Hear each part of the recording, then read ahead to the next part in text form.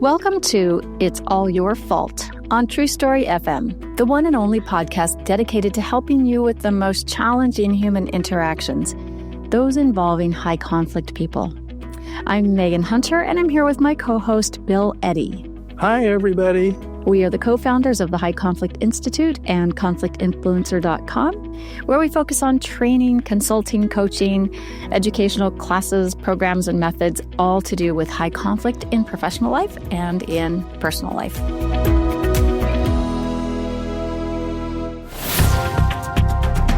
So, welcome back, listeners. Thank you for being here today, the second episode of our newest season.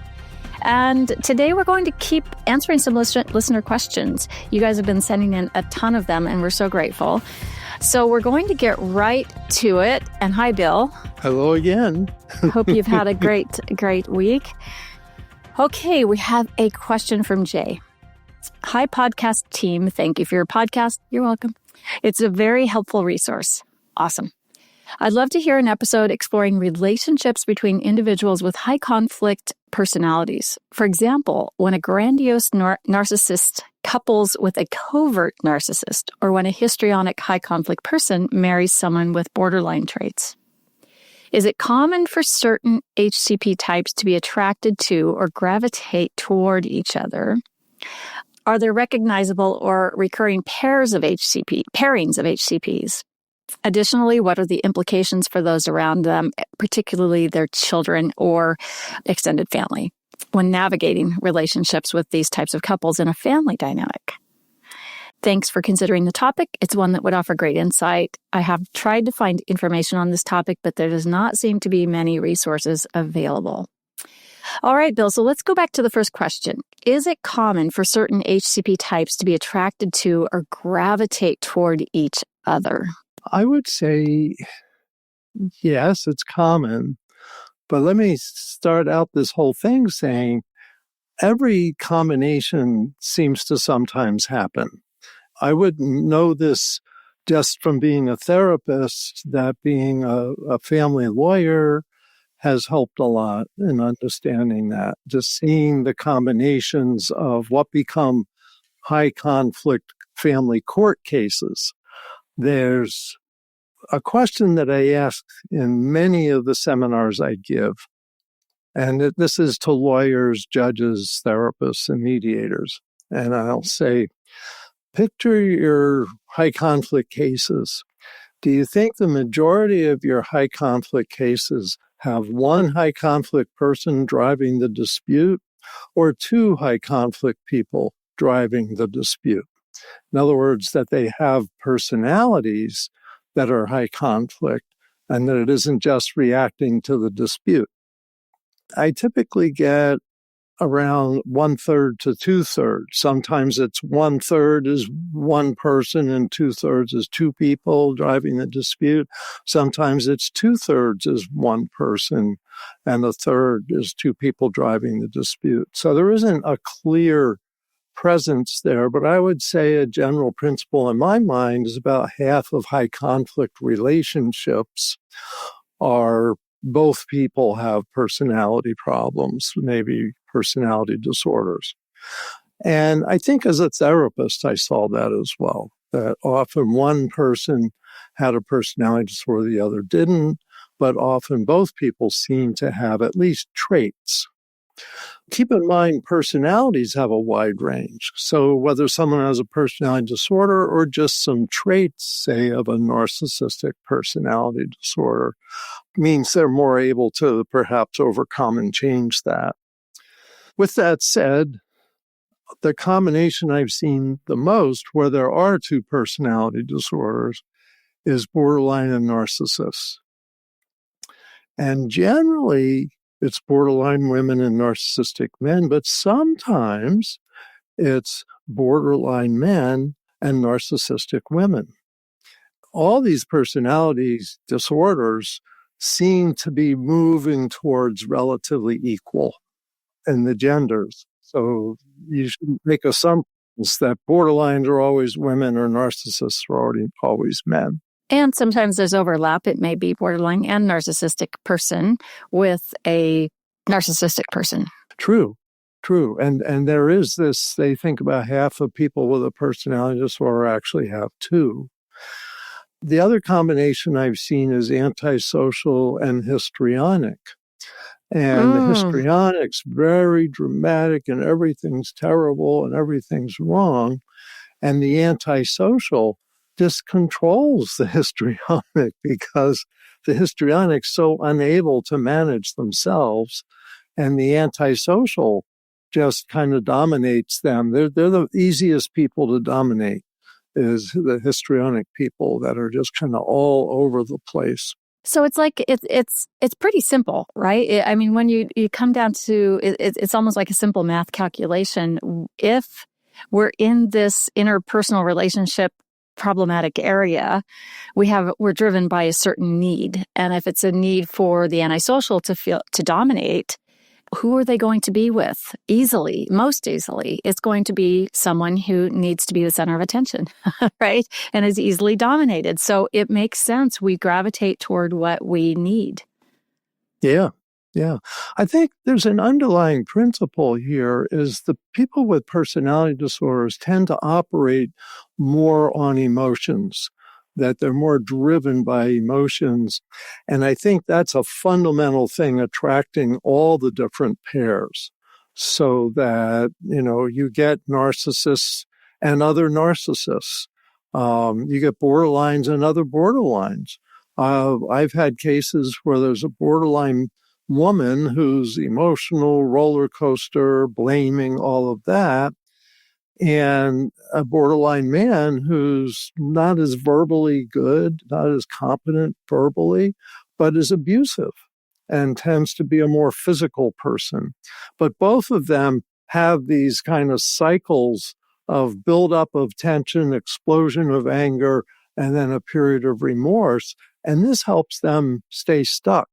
It's really hard to help them let go if they both realize this isn't healthy for me, but it feels good. It feels reinforcing.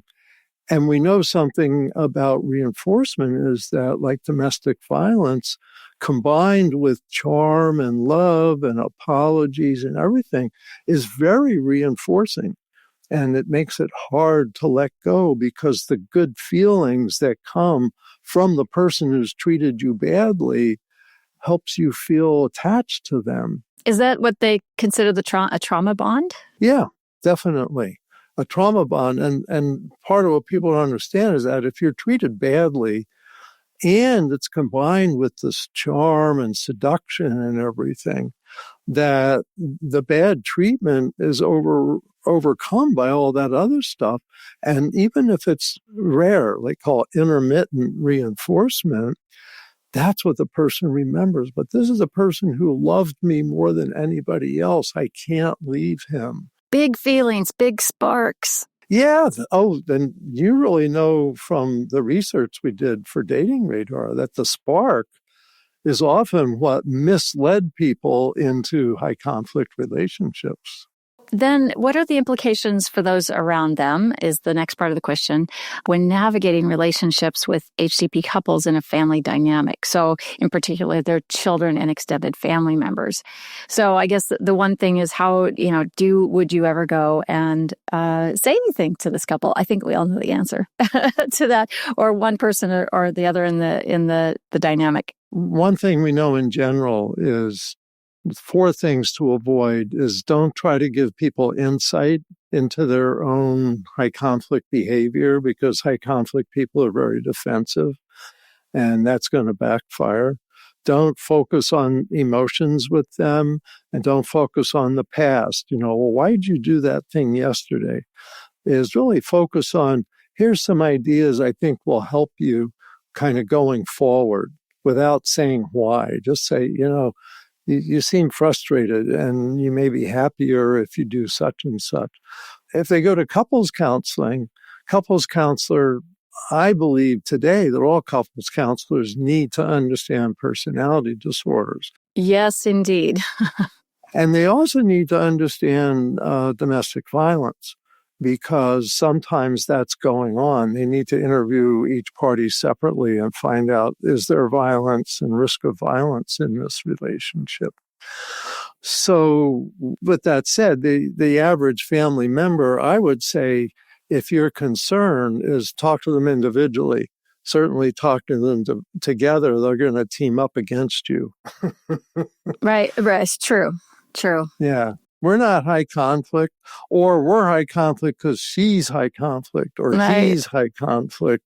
And remember, high conflict people, the leading characteristic is it's all your fault. It's all your Blaming fault. everybody else. We should name a podcast after We that. should. We probably should do that, Bill. No one's thought of that. Okay, good. Well, we have our New Ways for Couples and Families course that you've written, Bill, and coaching with that too. So we'll put that link in the show notes where, any couples can learn skills for communicating, 4 big skills for life. Next question is from Sarah. I'm dating a man who has a 5-year-old daughter. He and his ex-wife share custody, but the daughter spends most of her time with my boyfriend.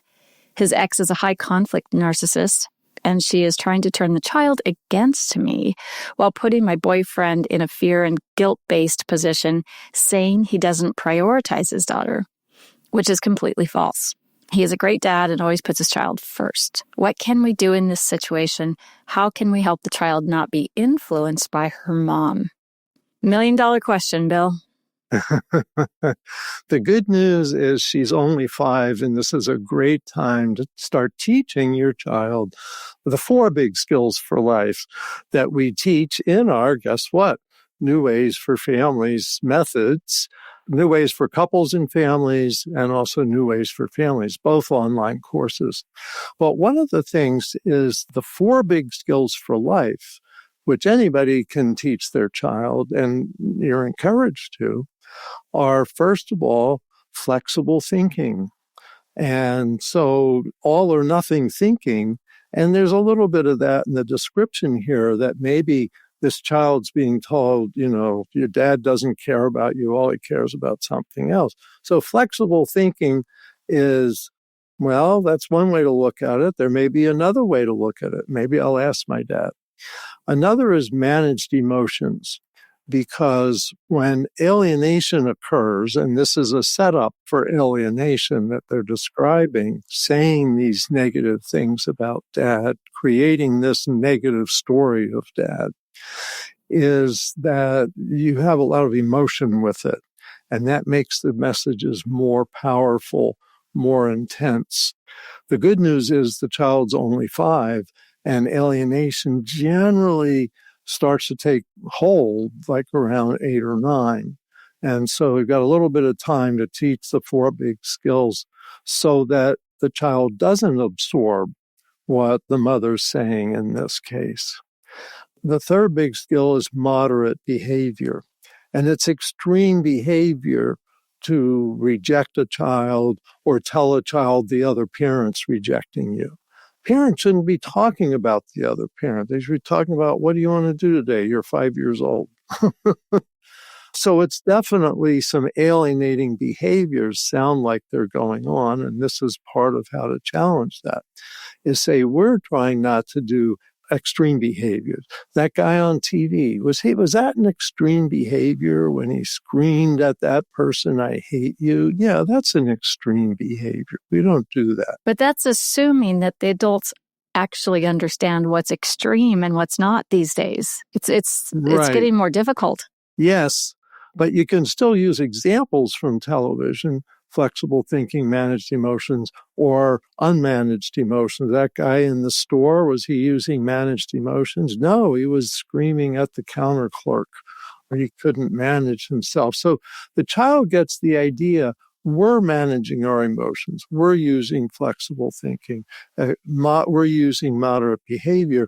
So when the child's mother says, oh, your dad doesn't care about you, that the child already has a way to kind of question that.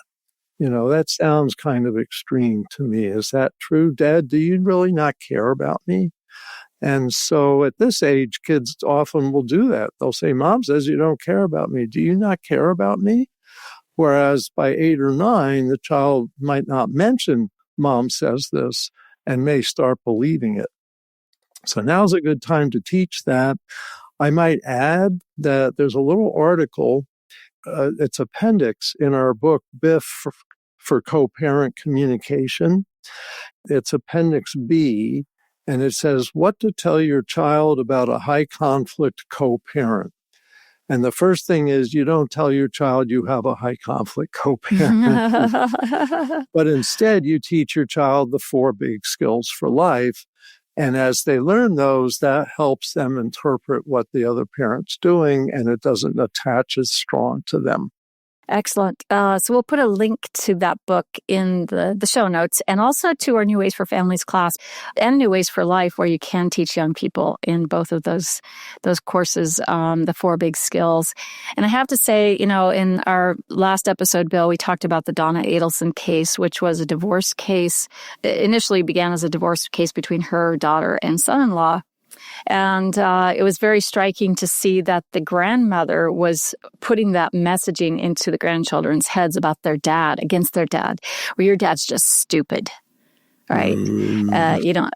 Many things like that. I can't remember all the exact quotes. But so if your extended family, if your friend, don't do that, right?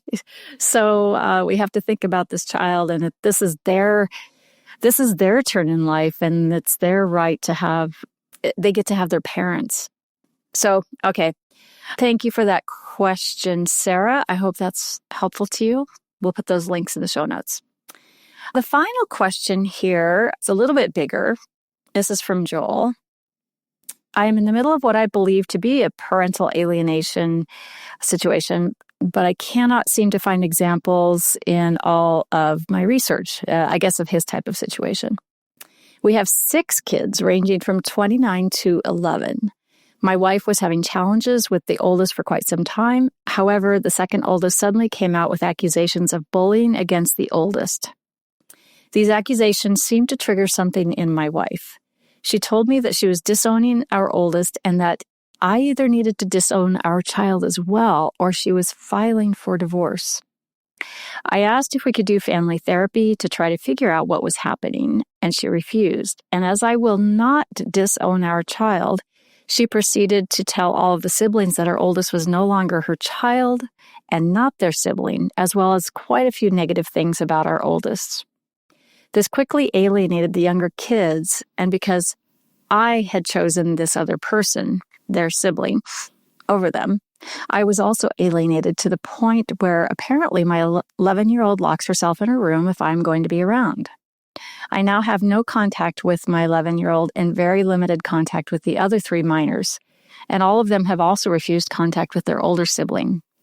I now seem to be in the position of trying to sort out the alienation with me, as well as figure out how to repair sibling relationships that will also have a long-lasting negative effect, and I don't know where to start. Are there any examples of this happening elsewhere, and what advice would you have? That's sad. Yeah.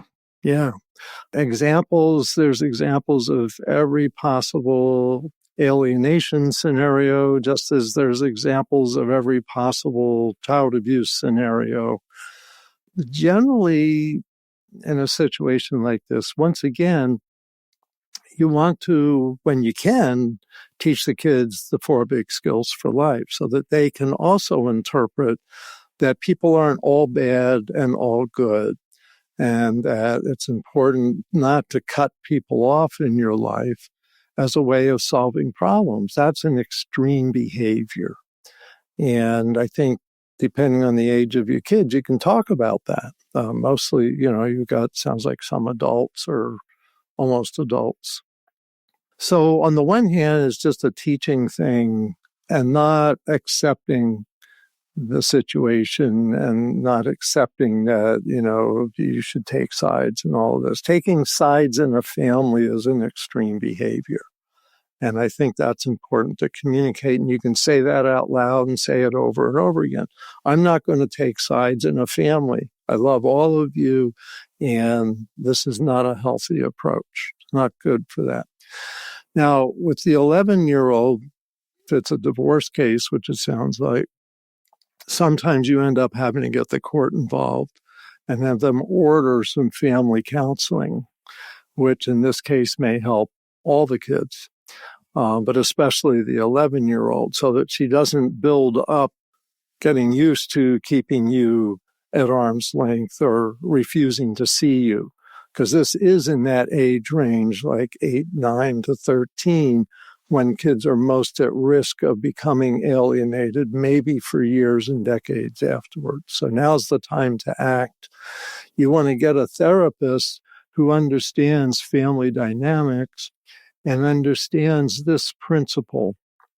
And that is, when a child resists contact and there's no physical abuse explanation for it, but it's more likely alienating behaviors by the other parent, that the child's responding to the story of dad, not to real dad. And as long as she doesn't see real dad, then the story of dad grows bigger and bigger in her head. That's being fed by the other parent, consciously or unconsciously. Some parents just verbally vent and complain about the other parent without intending to alienate them, but the effect is that it alienates them.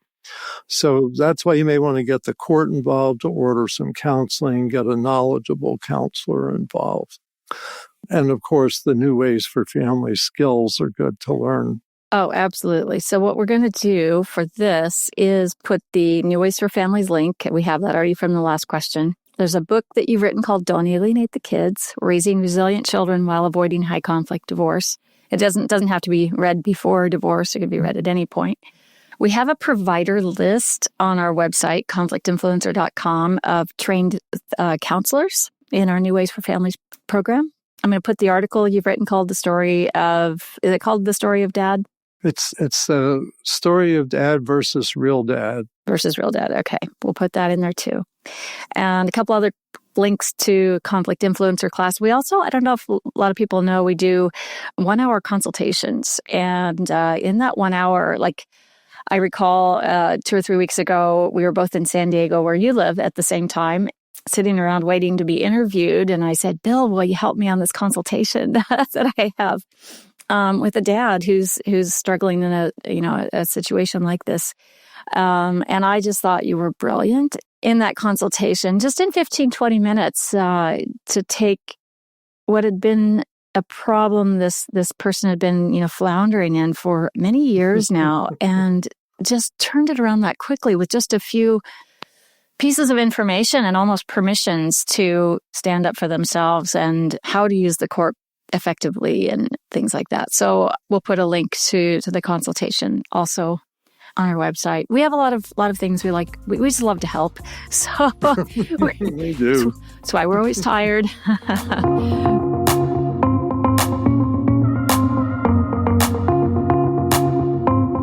We're so grateful for everyone, and thank you for these questions, all of you listeners. We'll put those links in there, like I said, and give us a like, tell your friends about us, hit the like button, and spread the word around the world. Keep learning, keep practicing the skills, be kind to yourself and others while we all try to keep the conflict small and find the missing piece. It's All Your Fault is a production of True Story FM. Engineering by Andy Nelson. Music by Wolf Samuels, John Coggins, and Ziv Moran. Find the show notes, and transcripts at truestory.fm or highconflictinstitute.com/podcast. If your podcast app allows ratings and reviews, please consider doing that for our show.